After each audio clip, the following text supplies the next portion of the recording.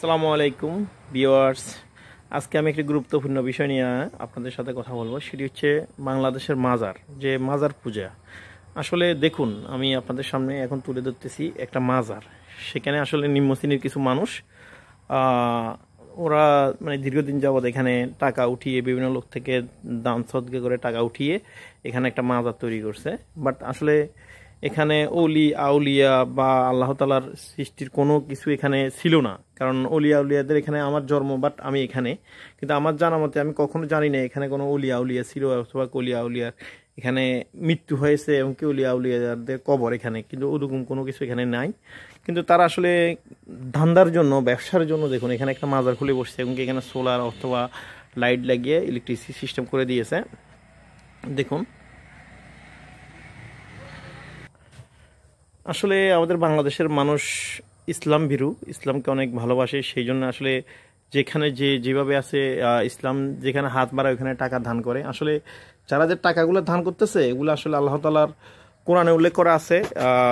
মসজিদের কথা, কখনো মাজার অথবা দরগার কথা কোরআনে কোথাও উল্লেখ করা নাই। আল্লাহ তাআলা বলছে যে তোমরা আমার সর্বশেষ কিতাব যে কোরআন, পবিত্র কোরআন ফলো করো, অন্য কিছু ফলো করো না, আমার পবিত্র কোরআন এবং কি আমার হাদিসগুলো ফলো করো।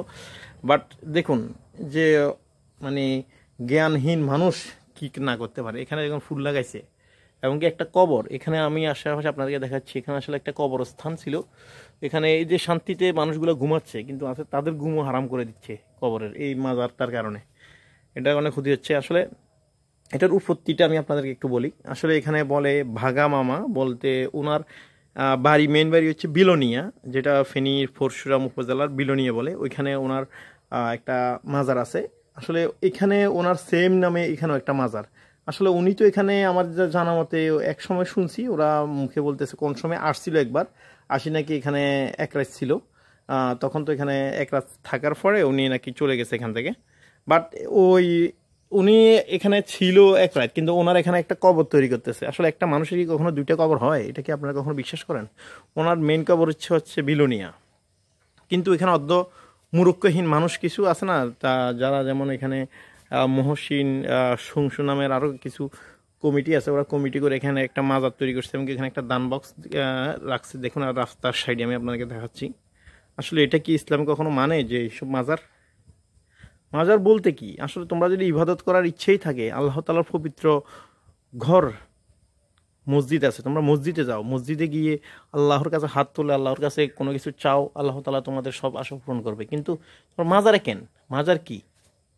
মাজার একটা অলিয়া উলিয়া, আমরা জানি অলিয়া উলিয়া আল্লাহ তাআলার সৃষ্টি, কিন্তু অলিয়া উলিয়াদের নাম বেছে এখন বর্তমান যুগে যারা ব্যবসা করতেছে সেটা তো আসলে মানা যায় না। অলিয়া উলিয়ারা কখনো বলে যায় নাই যে তোমরা আমার আমার নাম বেছে অথবা আমার কবরকে পূজা মণ্ডপ বানিয়ে তোমরা এটাকে পূজা করো, সেটা তো ওরা কখনো বলে নাই। কিন্তু এখন বর্তমান যুগের মানুষ দেখুন কি শুরু করছে। এগুলো কোনো মানুষের কাজ? এই মাজারটি অবস্থান ফেনী পরশুরাম উপজেলার সাতকুচিয়া গ্রামের দিঘির পাড়ে অবস্থান।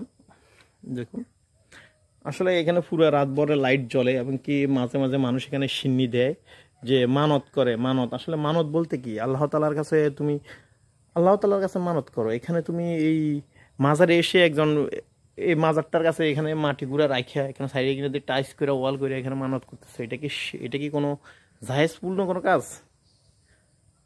আসলে মানত করলে কোনো কিছু চাওয়ার যদি ইচ্ছেই থাকে, তুমি আল্লাহর কাছে চাও, হাত তুলে মসজিদে নামাজ পড়ে আল্লাহর কাছে হাত তোলো, আল্লাহ তাআলা তোমার ওই দানটা তোমার সবার আগে কবুল করবে। তুমি মাজারে আসবা, এখানে তোমার এটা চাইবা, ছেলে চাইবা, বাপ চাইবা, যে কোনো রোগ মুক্তি চাইবা, এটা তো ঠিক না। চাওয়ার তো আল্লাহর কাছে চাও, মাজারে কেন? মাজার কথা কোরআনে কোথাও উল্লেখ নাই।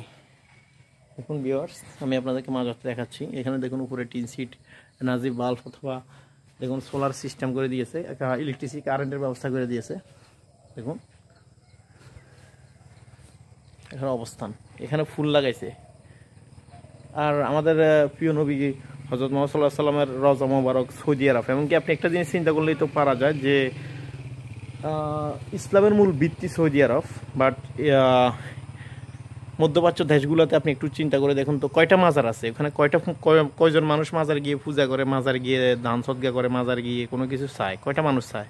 আমাদের হযরত মুহাম্মদ সাল্লাল্লাহু আলাইহি সাল্লাম প্রিয় সাহাবীরা জান্নাতুল বাগিচা ওই ওখানে শুয়ে আছে। এখানে ওনাদের কোনো কবরে অথবা কোথাও তো এরকম ফাঁকা অথবা টাইস করা নাই।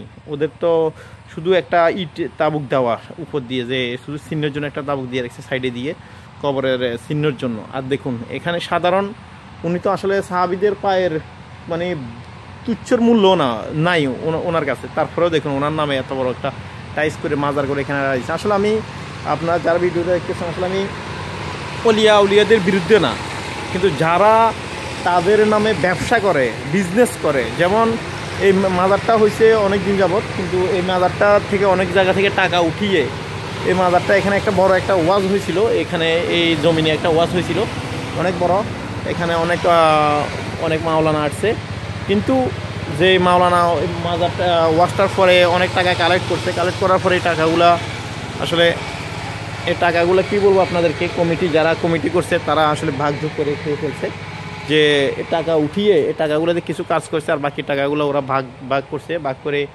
খেয়ে ফেলছে। আর খাওয়ার পরে পরবর্তীতে এখানে কোনো আর ওয়াজ মাহফিল হয় না, আজ দীর্ঘ 3-4 বছর আর ওয়াজ হয় না, শুধু একবার হয়েছিল, একবারে ওই টাকায় তো ওরা মেরে দিয়েছে, পরবর্তীতে হবে কিভাবে।